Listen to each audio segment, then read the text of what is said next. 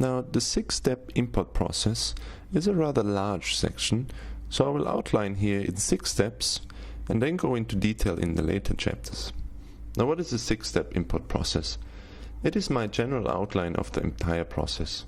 I will look into each process in greater detail in the later sections, but no matter what, it is also the same process whether you go to China or you sit in the comfort of your home. These 6 steps that you always need, you need to follow through no matter what product you want to import. Now, the first step is decide where your products will be manufactured. In our case, this will be China or, for example, Southeast Asia, depending on your product. Now, be aware that countries have different export or import regulations. While products may be cheap to buy from Asia, there are many other factors that might add costs. Now, for example, requirements for importing specific commodities depend on a wide variety of criteria.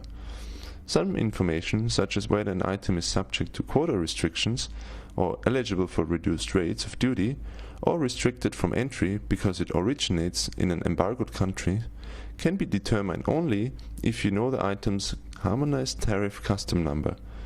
Now, this custom number can be found when you Google customs tariff number and then you enter your name of your country. Click on the link and head over to your country's official government website. On these databases, you can simply look for a product's tariff or regulation information. You can also try www.dutycalculator.com, which is a site that gives you free chances to look up information. The rest is a premium and paid service, but it's a great way to find out all the costs of taxes and customs fees you have to consider.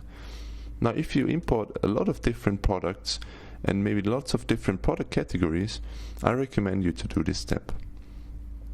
At these sites, you will also find a lot of tips on items that have anti-dumping tax on them to minimize the import and protect the local industry. Now we'll go into that in later chapters. Now, the second step in the 6-step import process is finding a product. You may want to have a niche product or an item where you can make large profits.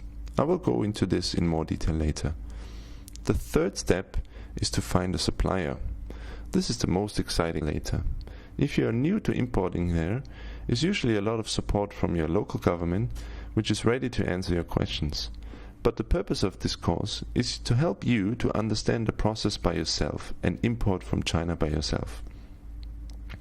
Step 4 is calculate all the duties and taxes. Now, this goes in hand with the first part of the process. Import duties can be calculated in different ways and can make or break your business. Now, I have a rule of thumb. I take the buying price from my supplier and maybe add 20 to 30% on top. This always gives me a rough idea of what my landing price will be. Now, this rule applies to first world places like the US, Europe, Canada, or Hong Kong and Singapore, for example. Many second or third world countries are not so open to importing and put a high percentage of duties and tax on top of import products to protect the local industry. Now, but many first world countries have, for example, 0% duties and tax to encourage you to import. This applies especially to green products that are very sustainable and help to reduce the energy or waste. Now, a good example is an LED bulb with 0% tax and duties. Of course, you can check more information using custom tariff numbers as explained under step 1 or resources like dutycalculator.com. I will go through a calculation example in chapter 19, how to calculate your costs. Now, step number 5 is finding a freight forwarder and customs broker. I recommend you don't do this process, the logistics part, yourself. It can really be a nightmare, trust me.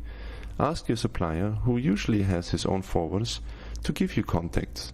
If you already have contacts in the industry, great. If not, in this course I also provide you with a list of freight forwarders and customs brokers. The freight forwarder usually knows all the procedures and documents that are necessary. This rule applies to bulk shipments in containers only. Now, if you only have a few samples or pieces to be sent, then use airmail or couriers such as DHL, TNT, or for example FedEx. I will also give you some contacts within this course. Oftentimes, your supplier has a preferred courier to samples with great rates. Ask your supplier to provide the freight costs for you.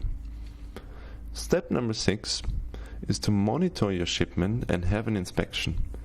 Now, if you're having a larger shipment or products that are valuable, you need to hire a third party for inspection. This third party can inspect your shipment during or after production and send you a complete report. Now, based on this report, you can give the supplier the release of the shipment, or you have him rework your goods. Now, if there are problems found during your inspection, the supplier will always agree to rework your shipment because he's still waiting for the rest of your money, which you will only release to him once you're happy with the shipment. Which reminds me, do not pay 100% of your order up front, ever. Many importers skip this step to have an inspection to save the costs or because they trust their suppliers completely. Please trust me, in my 10 years working with factories for my buyers, I could tell you tons of stories where the products were not 100% according to my order requirements. It could be like a wrong instruction manual, a few scratches on the product, maybe a faulty wire, or heavily damaged carton boxes. Now, don't let me discourage you. Many times it's just really minor mistakes that can be accepted. But again, since I worked for the biggest retailers in the world, products needed to be top-notch. And once you let your supplier know that you will do an inspection on your product, he's more likely to pay more attention to your order too. And the best part, this can be done for $300 or sometimes less from companies such as Asia Inspection or TUV, SGS, and there's a lot more out there.